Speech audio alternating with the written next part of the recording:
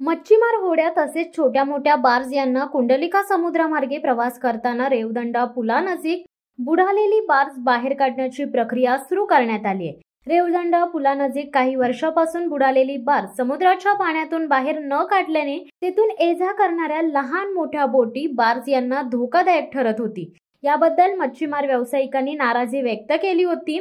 सदर बार्ज समुद्र भरतीच्या वेळी पूर्णतः बुडत असल्याने रेवदंडा समुद्रकिनारी कुंडलिका समुद्र खाडीत ये-जा करत असलेल्या लहान मोठ्या बोटी बार्ज यांच्या निदर्शनास येत नव्हती। परिणामी पाण्यातील बुडालेल्या बार्जला धडक बसून अपघाताची शक्यता नाकारता येत नव्हती। गेले अनेक वर्षे संबंधितांनी सदर बुडालेली बार्ज काढण्याची कोणतीही खबरदारी घेतली नव्हती। त्यामुळे येथून ये-जा करताना बोटी बार्ज यांना सावधानता बाळगावी लागत असे।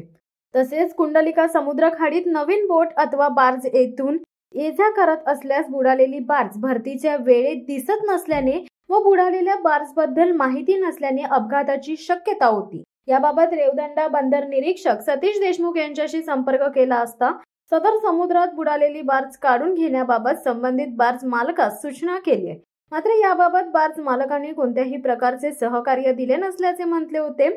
मात्र संबंधित बार्ज मालकांनी सदर बार्ज काढून घेण्याची प्रक्रिया सुरू केल्याने स्थानिक मच्छीमार व्यावसायिकांनी समाधान व्यक्त केले आहे। शिवसत्ता टाइम्ससाठी अमोल कुमार जैन, अलिबाग।